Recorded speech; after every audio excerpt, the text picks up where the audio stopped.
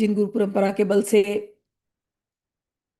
हमें इस ब्रह्म विद्या का ज्ञान प्राप्त हुआ, उनसे प्रार्थना करते हैं सभी गुरुजन हम पर कृपा करें। आज बहुत शुभ क्षण है। इतने लोग आज उपदेश दीक्षा लेने वाले हैं। उसमें से कुछ लोग इतने दिन, जो इतने सालों की जो मेहनत करी थी मैंने, मैं हमेशा कहती हूँ बीजारोपण कर रही हूँ, उसमें से कुछ कुछ फल निकलते हैं, तो फल लेने में बड़ा आनंद आता है। कई साल पहले ये सिलसिला शुरू हुआ मंत्र देने का, और मैं सोचती थी कि लोग कर पाएंगे कि नहीं कर पाएंगे, लेकिन इतना, आज मुझे इतनी प्रसन्नता हो रही है कि आज षोडशी में भी कितने लोग पहुंच गए। पिछले 3 साल से हर बैच में षोडशी में कोई ना कोई कुछ ना कुछ लोग आ ही रहे हैं। ये यात्रा बड़ी लंबी थी, लेकिन जिन्होंने संकल्प शक्ति को बढ़ाया, जिन्होंने गुरुजनों पर विश्वास रखा, वो इस यात्रा में आगे बढ़े, और वो बिल्कुल आज षोडशी के स्थान पर पहुंच गए। तो ये उपदेशी दीक्षा बहुत इंपॉर्टेंट दीक्षा है। आप लोग जानते हो कितने फॉर्म्स भरवा करके आप लोगों को घिसा घिसा करके यहाँ पर लेके आया गया, क्योंकि आप लोगों के अंदर वो आदत डालनी जरूरी है। चीज सिखाना, गुरु जो होता है, गुरु का काम बड़ा है, समझ लेना। आज हम लोग गुरु पूर्णिमा का पर्व मनाते हैं। गुरु को हमारे यहाँ कहते हैं कि गुरु के कई अर्थ निकलते हैं। गु गुरु वो जो आपके अज्ञान के अंधकार को निकाल दे और आप में ज्ञान का प्रकाश भर दे। ज्ञान देना, वो ज्ञान देने का काम मैंने गीता के माध्यम से किया, और ये आवश्यक है। मंत्र तो सभी दे सकते हैं, मंत्र देने में कुछ नहीं है, लेकिन उस मंत्र के साथ साथ आपका यदि स्वभाव नहीं बदलता, स्वभाव परिवर्तन नहीं होता, तो वो मंत्र फलित नहीं होता। तंत्र में 3 प्रकार के शिष्य होते हैं: पशु भाव, वीर भाव और दिव्य भाव। बहुत सारे शिष्य जब आते हैं, वो पशु भाव में ही आते हैं। गुरु का काम है उनको पशु भाव से लेकर के दिव्य भाव तक की यात्रा कराना। आज जो षोडशी तक पहुंचे हैं, वो दिव्य भाव की तरफ पहुंचे हैं। जो बीच में खूब मेहनत कर रहे थे, स्ट्रगल कर रहे थे, कभी साधना हो रही, कभी साधना नहीं हो रही है, कहीं मन लग रहा है, कहीं मन नहीं लग रहा है, कभी नींद आ रही, कभी गुस्सा आ रहा है, कभी क्रोध आ रहा है, कभी सिचुएशन एकदम अगेंस्ट हो गई है, फिर भी जो लगा हुआ है वो वीर साधक है। और जो उपदेशी में जो आए हैं, वो अपने, अभी उन्होंने पढ़ाई करी, आप लोगों ने पढ़ाई करी, सब ठीक है, लेकिन गीता को जैसे आत्मसात करना चाहिए, जैसे अपने स्वभाव का परिवर्तन करना चाहिए, इसको समय लगता है। तो बस मैं अपने पूरी गुरु परंपरा से यही प्रार्थना करती हूँ कि आप लोगों के अंदर ये पशु भाव जो है, यानी आपके जो तामसी गुण है, राशि तामसी गुण है, वो कम हो जाए। वीर भाव में आप साधना में लगे रहें, शूरवीर की तरह। बहुत कठिन है लड़ना, लेकिन आप लगे रहें, और भगवती करे आप दिव्य भाव तक की यात्रा करें, षोडशी तक पहुंचे। अपने गुरु को नमस्कार करती हूँ। यत्कृपा यत्कृपालम्बेन अलम्बन अलम्बनेन हयानंदैर अनुभूवित भावितः दत्तात्रेयानंदनाथ गुरुं तं शिरसाशये। गकारो ज्ञान संपत्ति, रेफस्तत्व प्रकाशकः, ऊकारः शिवताद तदात्म्य, नद्यातिथि गुरु स्मृतः। गुरु के बारे में कह रहे हैं, गकारो ज्ञान संपत्ति, रेफस्तत्व प्रकाशः। गुरु का अर्थ है ग, उसमें आती है ऊ की मात्रा, फिर र, फिर उसमें आती है ऊ की मात्रा। गुरुपद के 3 मुख्य वर्ग हैं। ग से कहा कि ज्ञान संपत्ति, जो आपको ज्ञान दे दे, ज्ञान की संपत्ति दे दे, वो हुआ गुरु। एक सेकेंड यहाँ पर, फोन आ रहा है, इसको मैं ऑफ कर दूं। ठीक है। गुकारः ज्ञान संपत्ति, रेफस्तत्व प्रकाशकः, उकारः शिवतादात्म्यम दद्यादिति गुरु स्मृतः। गुरु कौन? जो ग से ज्ञान संपत्ति, जो आपको ज्ञान संपत्ति दे दे, वो गुरु है। और जो आपके जीवन में तत्व का प्रकाश करे, र से अग्नि तत्व, ग से ज्ञान, र से अग्नि तत्व, जो अग्नि तत्व का प्रकाश करे, जो आपको ज्ञान संपत्ति दे, ऊ से ओमकार, ग गुरु, उ उ र उ, ग से ज्ञान संपत्ति, र से अग्नि तत्व प्रकाशक, और उ से ओमकार। ओमकार यानी साक्षात भगवान शिव। तो जो ज्ञान संपत्ति दे, जो तत्व का प्रकाश करे, जो आपका शिव से तादात्म्य करा दे, उसको कहते हैं गुरु। समझना ये बात? हम लोग गुरु पूर्णिमा मना रहे हैं। आपके ज्ञान को जो पूर्ण विकसित करके, पूर्णिमा की चांद की तरह, और जब वो होता है उस पर्व को हम कहते हैं गुरु पूर्णिमा। ठीक। चांद की तरह विकसित करना यानी इस मन को, चंद्रमा का स्थानीय मन है, इस मन को, इसमें जो अंधकार छाया रहता है, रजोगुण तमोगुण सत्वगुण इत्यादि का, वो जो अंधकार हटा दे और उसको पूरी तरह से चमका दे, आपके मन को, आपके चित्त को जो पूरी तरह चमका दे, वो पर्व आज का पर्व है। वो दीक्षा जब मिलती है तो दीक्षा में यही होता है कि आपको, आपके मन को चमकाने की प्रोसेस शुरू हो जाती है। गुरु के बारे में स्तोत्र आप लोगों ने सुना ही है। अज्ञानतिमिरान्धस्य ज्ञानाञ्जनशलाकया चक्षुरुन्मीलितं येन तस्मै श्री गुरुवे नमः। हम उन गुरु को नमस्कार करते हैं जो, जिन्होंने ज्ञान के प्रकाश से, ज्ञान की शलाका से हमारे अज्ञान को दूर किया। अज्ञानतिमिरान्धस्य, मैं तो घोर अंधकार, घोर तिमिर में डूबा हुआ था, लेकिन ज्ञान की टॉर्च से, ज्ञान शलाका से उन्होंने मेरे इस तिमिर को, मेरे अज्ञान में अंधकार को उन्होंने मिटा दिया। अज्ञानतिमिरान्धस्य ज्ञानांजन शलाकया चक्षुरुन्मीलितं येन, मैं तो सोया हुआ था। सोया हुआ यानी आंखें मेरी बंद थी। भले लग रहा है कि आंखें खुली हैं, लेकिन आंखें हमेशा, संसार में रह करके भी मैं देख नहीं पा रहा था। मेरे गुरु ने मेरे नेत्रों को खोल दिया। चक्षुरुन्मीलितं येन तस्मै श्री गुरुवे नमः।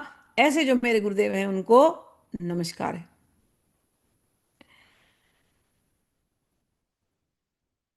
ये जो श्री विद्या का जो आपको ज्ञान मिल रहा है, ये बहुत उच्च ज्ञान है। मैंने कई बार कहा है, दीक्षा के समय उपदेश देना आवश्यक है। श्री विद्या किसी को मिल गई तो भोग और मोक्ष निश्चित है। हम लोगों ने जो लोग क्लासेस अटेंड करते होंगे, अभी शिव पुराण की क्लास चल रहे थे, और आपने देखा कि हर 10 महाविद्या के हमने नाम लिए, 10 महाविद्या के 10 भैरव, और जहां जहां महाविद्या का नाम आया, सभी महाविद्याएं आपको भोग और मोक्ष देने में तत्पर हैं। तो श्री विद्या के बारे में तो यही कहा गया है। भगवान ने श्री विद्या जो है 64 तंत्र, उसके बाद एक स्पेशल अपना अलग तंत्र बनाया, उसको श्री विद्या कहा गया। क्यों बनाया? कहते हैं कि भगवती पार्वती, हमारी माता, माँ से ज्यादा प्रेम करने वाला कोई नहीं। तो उस माँ ने हम जीवों को देखा कि हे पशुपतिनाथ, ये तो पशु भाव में चल ही रहे हैं, हे भूत भावन,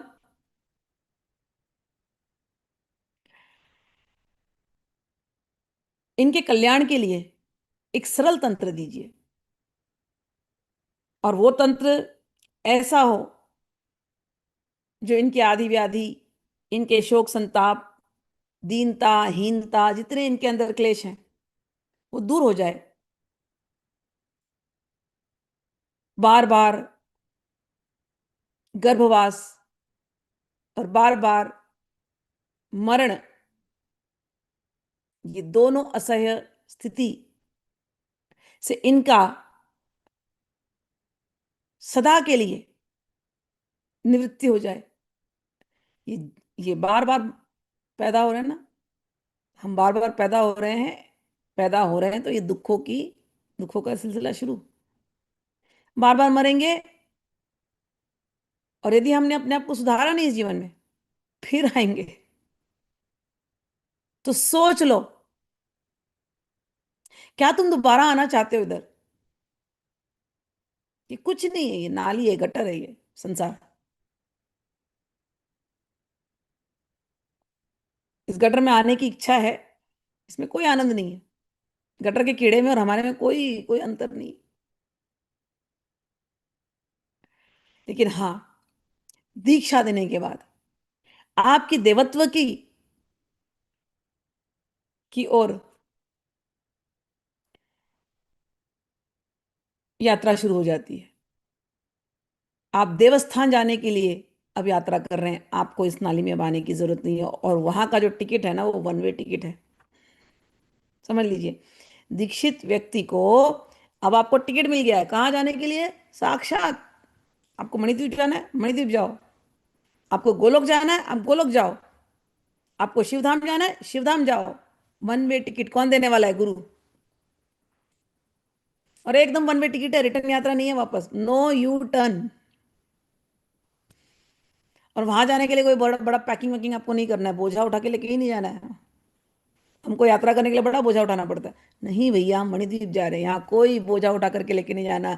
जितने अपने मन के तुमने बोझे को साइड किया ना, जितने तुम हल्के हुए ना, उतना तुमको आनंद मणिद्वीप में आने वाला। तो वहां जाने के लिए क्या करना है? बिल्कुल कोई पैकिंग नहीं करना है, एकदम फुल अनपैकिंग, खाली हाथ। खाली हाथ, खाली दिमाग, खाली विचार, कुछ कुछ कुछ कुछ नहीं। पैकिंग में केवल एक ही सामान होगा, आपका आनंद, आपकी चमक। सच्चिदानंद रूप है ना भाई। तो आपका आनंद, आपका चमकता हुआ चित्त, बस यही लेकर के भगवती के घर में एंट्री है। ये जो गटर में गिरे हुए हैं ना कचरे, लेकर के गटर के पानियों में इसको सब हम साफ कर देंगे। दीक्षा का अर्थ है चेतो दर्पण मार्जनम। जो चित्त इस समय एकदम मैला हो गया है, जो मन इस समय एकदम मैला हो गया है, दीक्षा के बाद, गुरु के उस बीजारोपण के बाद, वो जो बीज डाल देंगे ना मंत्र को आज, गुरु परंपरा से सबको जोड़ देंगे। बस अब वो, आप करते रहो अपना काम, आप अपने स्वभाव को परिवर्तन करते रहो। गीता के ज्ञान को सुनते रहो, गीता कभी मत छोड़ना। गीता के ज्ञान को सुनते रहो, जीवन में जितनी भी परिस्थितियां आए, गीता के ज्ञान को कभी छोड़ना नहीं। ठीक। तो जो भी मैलापन हम इकट्ठा करते रहते हैं अहंकार की वजह से, उस मैलापन को निकालते जाओ, अपने मंत्र को जपते जाओ, गुरु पर 100% भरोसा। मंत्र निष्ठा, इष्ट निष्ठा, गुरु निष्ठा, 100% भरोसा। कई बार ऐसा होता है, मैंने देखा है, दीक्षा समारोह हुआ और मंत्र तो हम देंगे बहुत भरपूर।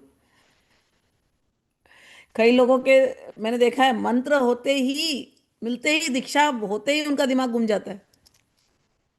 तुरंत बोलेंगे अरे हमको नहीं करना है, हो गया हमारा, अब हम किसी और गुरु को ढूंढेंगे। कोई बात नहीं, कोई बात नहीं। मेरी प्रार्थना है कि आप ऐसे भटके नहीं। बड़े मुश्किल से, बहुत सच्ची में बोलती हूँ, बहुत मुश्किल से, मेरी बड़ाई नहीं कर रही हूँ मैं, मतलब मुझे आप कुछ समझना मत। मैं तो इन लोगों की बड़ाई कर रही हूँ कि बड़े मुश्किल से ऐसे गुरुजन मिलते हैं जिन्होंने इतनी सरलता से इस ज्ञान को दिया है। आप लोगों को पता है श्री विद्या के बारे में? राज्यम देहि, राज्यम देहि, राज्यम देयम, शिरो देयम, न देया षोडशाक्षरी। राज्य दे देना। किसी ने गला काट दिया तो गला कटवा दो, कोई बात नहीं है। लेकिन छोटा सा अक्षर ही मत देना। ये ललिता त्रिशती के फल में आता है। समझ में नहीं बात? हैग्रीव अगस्त्य संवाद, कि जल्दी से किसी को मत देना। क्यों? जो भी शिष्य है, जो शिष्य बनना चाहता है, कहते हैं उसकी परीक्षा लेना। यदि वो परीक्षा में उत्तीर्ण होता है तो ये श्री विद्या उसको देना। तो आप लोगों की परीक्षा ली गई। गीता भरिए, गीता के फॉर्म भरिए, परीक्षा में उत्तीर्ण हुए हैं।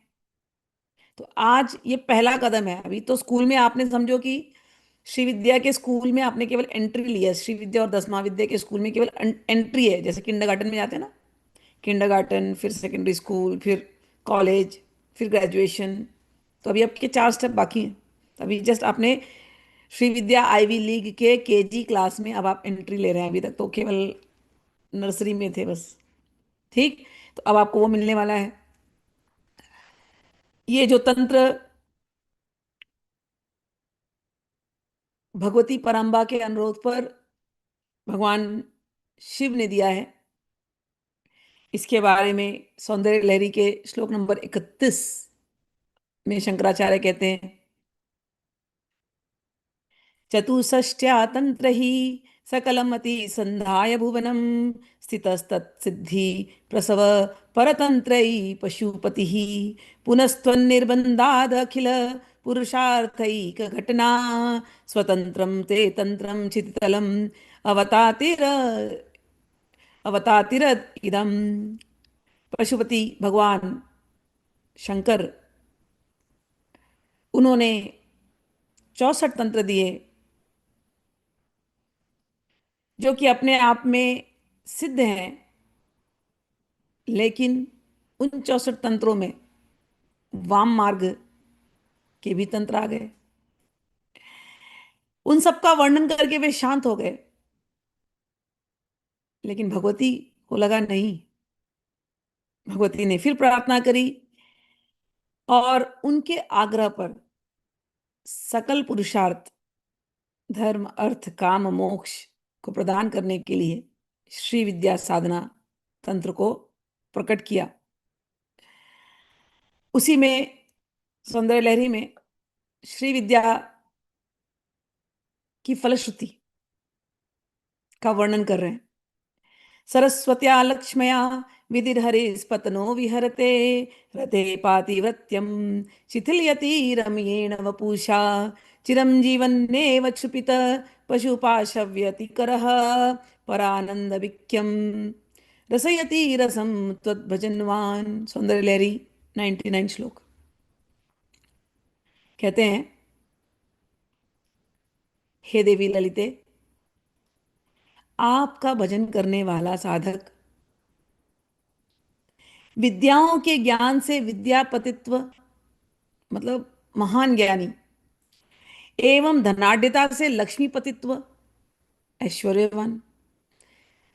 इतना ही नहीं, ये तो धरती पर कि ज्ञानवान, ऐश्वर्यवान, ये तो धरती पर।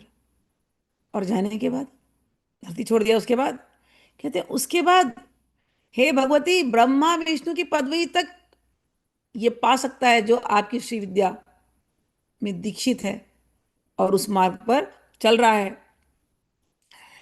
प्राप्त कर ब्रह्मा एवं विष्णु के लिए सपत्न अर्थात अपर पति प्रयुक्त असूया का जनक हो जाता है। वह अपने सौंदर्यशाली शरीर से रतिपति काम को भी तिरस्कृत कर देता है। सौंदर्य, आपके अंदर आकर्षण शक्ति आपके अंदर बहने लगेगी श्री विद्या के साधक के अंदर। और ऐसा व्यक्ति चिरंजीवी हो जाता है। चिरंजीवी होकर के पशु पाशों से मुक्त, जीवन मुक्त अवस्था को प्राप्त करके परानंद नामक रस का पान करता है। आप समझ रहे हैं? जो बीज आपके अंदर डाले जाएंगे, भुवनेश्वरी मंत्र का बीज, ये भगवती का बीज है। इस बीज से परानंद की प्राप्ति और जीते जी भी सुखमय। आपके सामने मैं बैठी हूँ, उदाहरण। इन गुरुओं ने मुझे तैयार किया है। श्री विद्या साधना से क्या प्राप्त हो सकता है, मैंने बचपन से किया, इनकी प्रेरणा से। और मैं जीता जागता उदाहरण हूं, एकदम प्रूफ दे रही हूं मैं आपको। आपके जीवन में भी ये घटनाएं घटने लगेंगी, निश्चित निश्चित निश्चित। 100%। गुरु के बल से बोल रही हूँ। आपके बच्चे आगे बढ़ेंगे। जिस घर में श्री विद्या और शुद्ध सात्विक तंत्र, शुद्ध सात्विक तंत्र, याद रख लेना इस बात को। जिस घर में श्री विद्या और शुद्ध सात्विक तंत्र की साधनाएं होती हैं, उनके मंत्र बोले जाते हैं, उसकी प्रैक्टिस होती है, जिस घर में शुद्ध सात्विक तंत्र की स्थापना है, जहां पर भगवती रहती है, वो घर, उसमें वो आगे ही बढ़ने वाला है। उस घर के लोग विद्यावान होने वाले हैं, उस घर के लोग ऐश्वर्यवान होने वाले हैं, जीते जी। आप देखोगे, अपने आंखों के सामने देखोगे। मैं माता पिता को कह रही हूँ। हो सकता है आपके जीवन में आप कठिनाई देख रहे हो, आपके बच्चों के जीवन को आप देखोगे, देखोगे, निश्चित देखोगे। ठीक है। तो बहुत बड़ी ऊंची चीज आप लोगों को यहां पर मिल रही है, जो आदि गुरु शंकराचार्य से हमको मिली। उस परंपरा में हम दीक्षित हुए। दीक्षा के बारे में एक बात और कहते हैं, कर्णात कर्णोपदेशेन संप्राप्त अवनीतले, कि ये जो दीक्षा है, कान से कान में। अब कान से कान का अर्थ लोग सोचते हैं कि केवल कान में बुलाएगा खुसर फुसर। इस समय जो आप लोग आए हुए हैं, मैं आपको बोलने वाली हूं, और आपके कानों में ये मंत्र जाने वाला है। आपके कानों के माध्यम से ये मंत्र आपके चित्त में जाने वाला है, और चित्त में जाकर के काम करेगा ही करेगा। आप इस रास्ते पे चलने वाले ही चलने वाले। आज जो संबंध बनने वाला है, समझ लो, समझ लो, ऐसा वाला संबंध बनने वाला है, टाइट वाला। छोड़ना बड़ा मुश्किल होगा तुमको।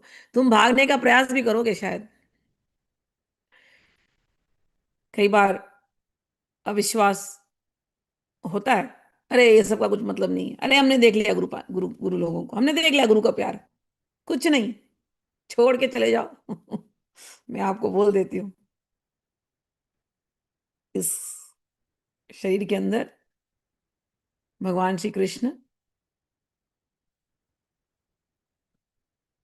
और भगवती ललिता और भगवान शिव और सभी दिव्यों की गुरु परंपरा और सभी सिद्धों की गुरु परंपरा और सभी मानवों की गुरु परंपरा, आदि गुरु शंकराचार्य से लेकर के सिद्धाश्रम की गुरु परंपरा, परमहंस परमहंस सच्चिदानंद, परमहंस क्लेश्वरानंद, दत्तात्रेय भगवान की गुरु परंपरा, नाथ गुरु परंपरा, बाबा भूतनाथ जी की, उन सब का प्रेम इस शरीर में घुल गया है। ये शरीर, ये आत्मा, ये चित्त उनके प्रेम में रचा पचा है। इसलिए मैं जब आपको दीक्षा दे रही हूं, मंत्र तो अलग बात है, मैं आपको वो प्रेम दे रही हूँ। मैं आपको उस श्रृंखला से जोड़ रही हूँ। वो प्रेम आपको बांध करके रखेगा। आपसे मंत्र हो नहीं हो, मैं मां हूं, मुझे इससे फर्क नहीं पड़ता, जब प्रेम से बंधी हूं आपसे। और ये भी बात आज कह दे रही हूँ, आप, हो सकता है मुझे छोड़ करके चले जाएं, हो सकता है, होता है, क्योंकि माया बहुत खेल खेलती है। जैसे ही आप साधना के पथ पर अग्रसर होंगे, आपके पुराने कर्म आपके सामने आने लगेंगे और आपको पता ही नहीं चलेगा। ऐसी बुद्धि पलटेगी, ऐसी बुद्धि पलटेगी, आप छोड़ दोगे गुरु को। गुरु को छोड़ करके, मैंने देखा है, ये मेरे गुरुदेव के मेरे पिताजी के साथ हुआ ही है। उनका प्यार ऐसा था कि उनके प्यार को कोई भूल नहीं सकता, कोई नहीं भूल सकता। एक बार मुस्कुरा कर किसी को देख लिया हो, भूल नहीं सकता कोई व्यक्ति। कई बार आगे बोलते हैं, अरे हम गुरु जी के रास्ते चल नहीं पाए, लेकिन उनका प्यार, उनकी आंखें, उनकी उनकी मुस्कान, वो हमेशा हमको देखती रहती है। बस वही प्यार मैं आपको दे रही हूँ। तो मंत्र तो आप करेंगे ही करेंगे, पूरी तरह करना ही पड़ेगा। और अगर कभी भविष्य में कोई त्रुटि भी हो गई तो अपनी माँ को याद करना, क्षमा मांग लेना। माँ हमेशा ही प्रेम करती है। ठीक है। और मेरे गुरुजनों से जोड़ रही हूँ तो उनकी दृष्टि हमेशा आपके ऊपर रहने वाली है, हमेशा। आप गलत रास्ते भटके, मैं आपको बता दे रही हूँ, ये भैरव है। वो छोड़ते ही नहीं है। ठीक। चलिए, ये जो दीक्षा आप लोगों को मिलने वाली है, इसके बारे में कुछ और एक बात बताते हैं। नित्य षोडश कारणव, उसमें कहते हैं, ब्रह्म विद्याति संखिन्ना ब्रह्मनिष्ठम ब्राह्मणम मयि वरांगना समां मां ही मां कृता सर्वसेवितां गोपाय माम सदैव त्वं कुलजामि वस्योषितां शेवदितस्त्व अक्षयस्ते अमी अलोके परत्र च। कहते हैं कि ये ब्रह्म विद्या अति खिन्न होकर के ब्रह्मनिष्ठ ब्राह्मण के पास गई और बोली कि तुम मुझे, ये ब्रह्म विद्या है, ब्रह्म विद्या कह रही कि तुम मुझे वेश्या की तरह सर्वभोग्य मत बनाओ, अपितु अपने घर की बहू जैसे कुल वधू की तरह मेरी रक्षा करो। मैं इस लोक और परलोक में तुम्हारे लिए अक्षय कोश हूं। आगे कहते हैं, ये किसे नहीं देनी चाहिए। मैं आप लोगों को इसलिए ये सब बातें बता रही हूँ क्योंकि आप लोग आगे चल करके गुरु बनेंगे। मैं ये जो बीज बो रही हूँ, मैं गुरु बनाने के लिए बीज बो रही हूँ, मुझे शिष्यों की आवश्यकता नहीं है। आज आप शिष्य बन रहे हैं, स्कूल में आप एडमिशन ले रहे हैं, स्कूल से जब आप आगे देंगे, इस ज्ञान को बढ़ाने वाले हैं आप लोग, तो आप लोगों को पता होना चाहिए कि किसको देना है, किसको नहीं देना है और कैसे देना है। पहले तो इसका बिजनेस नहीं होगा, इस ज्ञान का। वेश्या की तरह ज्ञान को बेचना का अर्थ है कि बिजनेस करना। इस ज्ञान का बिजनेस मत करना। गुरु ज्ञान देता है और शिष्य गुरु दक्षिणा देता है। गुरु दक्षिणा, गुरु दक्षिणा में क्या देगा शिष्य, क्या दे सकता है? गुरु का, गुरु के ज्ञान का आंकलन, गुरु के प्रेम का आंकलन किससे करोगे? हाँ, फिर भी हम एक समर्पण करते हैं गुरु के सामने, उस समर्पण के लिए, उस समर्पण दिखाने के लिए हम कुछ गुरु दक्षिणा देते हैं। गुरु को तुम्हारी गुरु दक्षिणा की ध्यान की इच्छा नहीं है, समझ लेना बात, लेकिन गुरु दक्षिणा एक फॉर्मेलिटी होती है कि हे गुरुदेव, आपसे हमको इतना कुछ मिला, ये हम आपको देना चाहते हैं। तो ये एक नियम है कि गुरु दीक्षा आपने ली, गुरु दीक्षा देता है और शिष्य गुरु दक्षिणा देता है। ठीक। चलिए, ये फॉर्मेलिटी निभानी चाहिए यदा कदा। और दक्षिणा में ऐसा भी नहीं है कि कोई धन की ही बात होती है। दक्षिणा में तन मन धन से आप जो सेवा कर सकते हो करो। वो भी नहीं कर सकते हो, आपके पास धन की कमजोरी है, कोई बात नहीं है। आप तन से नहीं लग सकते हो, कोई बात नहीं है। आप गुरु की वाणी को सुनो और चार लोगों को गुरु की वाणी सुनाओ। गुरु के वीडियो सुनो, चार लोग को बताओ ये हमारे गुरु है, ये हमारी गुरु परंपरा है, बताओ। ये भी एक सेवा है। आपने ज्ञान लिया और ज्ञान दूसरों को दिया, ये बहुत बड़ी सेवा है।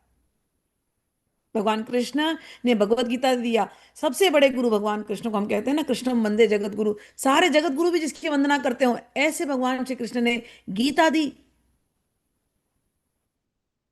वो गीता देने के बाद कहा कि जो मेरे इस ज्ञान को आगे बढ़ाता है वो मेरा सबसे प्रिय है। भगवान कृष्ण को हम कौन सी दक्षिणा देंगे? क्या दक्षिणा दे सकते हैं भगवान कृष्ण को? बस अपने आप का समर्पण और उस ज्ञान को आगे ले जाना। ये भगवान कृष्ण ने कहा। उसी परंपरा से आप जुड़े हो। घर घर में गीता, घर घर में श्री विद्या, ये मेरा लक्ष्य है। और मैं कर्मण्येव अधिकारस्ते माँ फलेषु कदाचन, इस भाव से इस काम को कर रही हूँ। और मेरे शिष्यों से मुझे यही चाहिए। दक्षिणा मतलब ये है कि आपसे जो बन पड़े, जो आप गीता समझ सको, श्री विद्या समझ सको, नहीं समझ रहे हो वीडियोस फॉरवर्ड करो। ये आप ज्ञान, इस ज्ञान को आप आगे ले जाओ। शुद्ध सात्विक तंत्र का पुनरुत्थान करने में आप सक्रिय भाग लो। यही गुरु दक्षिणा की मुझे अपेक्षा है। धन तो आप बहुत देते हो मुझे, तो आप लोगों ने इतना डोनेट किया शिविर के लिए, मैं क्या कहूँ, दिल से मैं बहुत आभारी हूँ। ठीक है। तन से भी आप लोग इतनी सेवा करते हो, बहुत कर रहे हो। और जो लोग नहीं कर पा रहे, जो इसमें भाग नहीं ले पा रहे, उनसे केवल इतनी इतनी ही इच्छा है कि इस ज्ञान को बढ़ाने के लिए जो भी आप कर सकते हो आप करो। ठीक है। आगे, आप लोग गुरु बनेंगे, आप लोग ज्ञान देंगे। कहा गया है कि किसको देना चाहिए और किसे नहीं देना चाहिए। कहते हैं, निंदा गुणवताम तद्वत सर्वदा जव शून्यता इंद्रियाधीनता नित्यम स्त्री संगश्चा विनीतता कर्मणा मनसा वाचा गुरो भक्ति विवर्जनम एवं आद्या येषु दोषास्तेभ्यो वर्जये माम सदा एवं ही कुर्वतो नित्यम कामधेनुर्वास्मीते वंद्यानथ्या भविष्यामि लतेव फल वर्जिता। कहते हैं कि गुणवानों की निरंतर निंदा करना, आर्जव शून्यता, इंद्रियों का दासत्व, नित्य स्त्री प्रसंग और उद्दंडता, तथा मन, वाणी, कर्म से गुरु के प्रति भक्तिहीनता, इन चीजों को याद कर लेना। ठीक है। गुरु माँ के समान होगी, गुरु पिता के समान होंगे, गुरु मित्र के समान होंगे, लेकिन शिष्य कदाचित किसी भी हाल में ये ना भूले कि ये गुरु है। आप यहाँ क्यों आए हैं? आप शिष्य बनकर के आए हैं। तो उस गुरु और शिष्य की मर्यादा को कभी भी उल्लंघन नहीं करना। मैंने कभी ये सब लेक्चर पहले दिए नहीं, लेकिन जरूरी है। कभी भी उस गुरु शिष्य की मर्यादा को उल्लंघन नहीं करना। और इसमें एकदम क्लियर बता रहे हैं कि गुरु से उद्दंडता से मत पेश आना, कभी भी नहीं। मन वाणी कर्म से गुरु के प्रति भक्तिहीनता, ऐसे दोष जिनमें वर्तमान हो, ये ब्रह्म विद्या कहती है कि उनसे मेरी रक्षा करना, अगर ऐसे दोष किसी के अंदर हैं। और आगे कहते हैं, सावधानी से ऐसा करते रहोगे तो मैं कामधेनु की तरह तुम्हारे सर्व मनोरथों को पूर्ण करने वाली होंगी।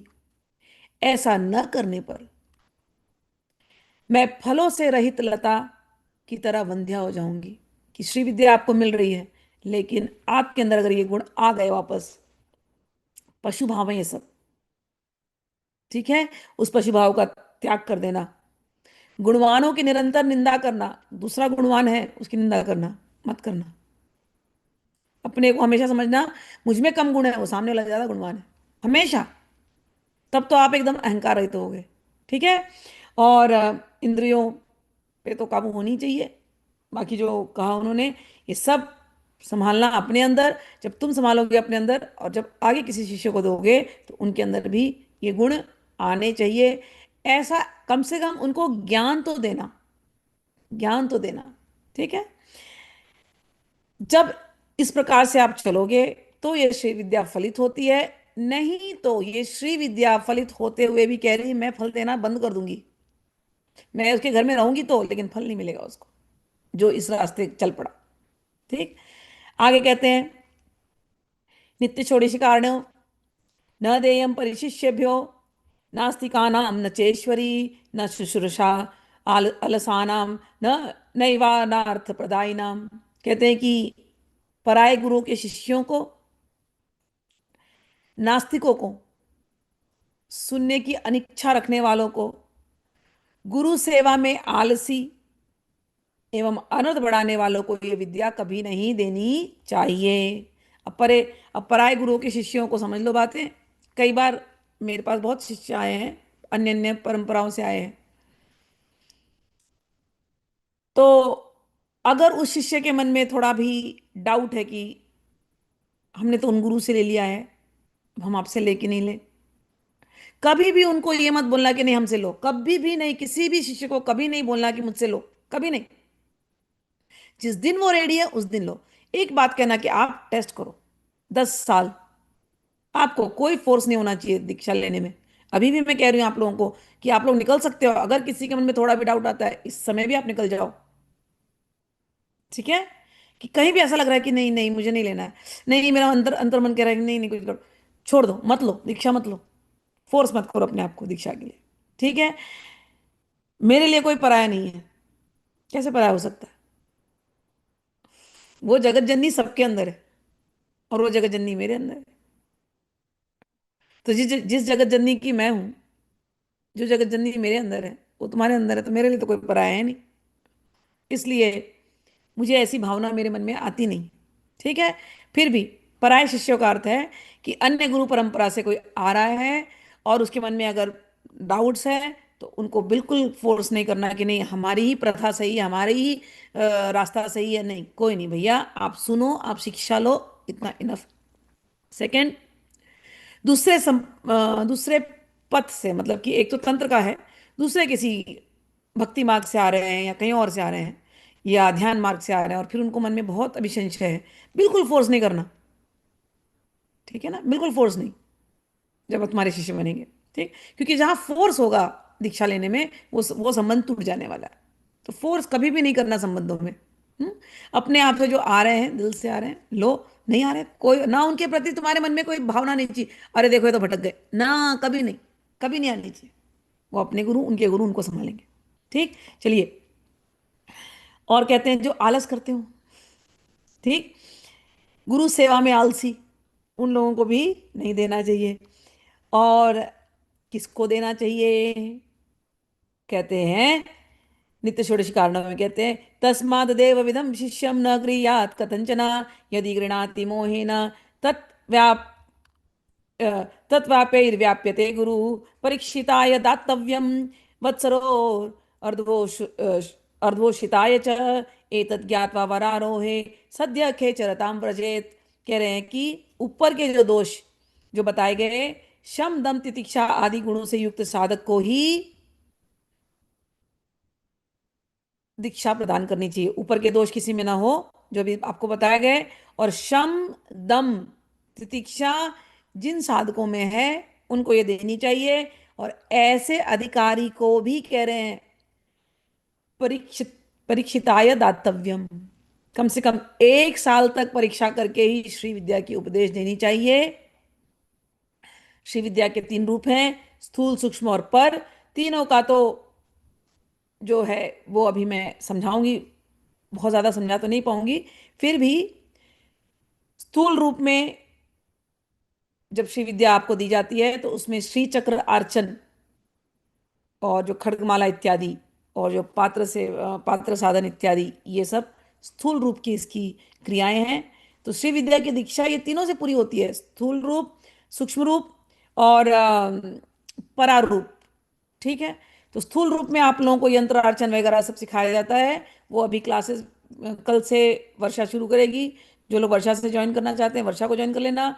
लोपा भी सिखा रही है यूएस और कनाडा वालों को, तो जो लोग उस समय पे ज्वाइन करना चाहते हैं, लोपा के साथ सीख लेना।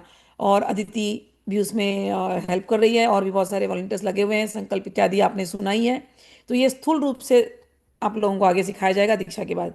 ठीक है। और उसके बाद आगे की मेडिटेशनल होती है, जिसके अंदर देह में श्री चक्र की भावना की जाती है। वो भी इगतपुरी के शिविर में जब आप लोग आएंगे, इस बार वो ध्यानात्मक जो सूक्ष्म शरीर में जो ध्यान करना है, उसके ऊपर भी फोकस किया जाएगा। जिसका स्थूल और सूक्ष्म ये ध्यान पूरा होगा, उसका परा परा में तो ध्यान अपने आप उसका स्वयं लग जाएगा। ठीक है। तो ये जो श्री विद्या आपको मिलेगी, जो श्री यंत्र की जो टीचिंग्स आप लोगों को सिखाई जाएगी, समझ लेना श्री यंत्र नहीं है, वो साक्षात शिव शक्ति का वो स्वरूप है। तो वो ये बातों को ध्यान में रख करके अब हम लोग दीक्षा की तरफ चलते हैं।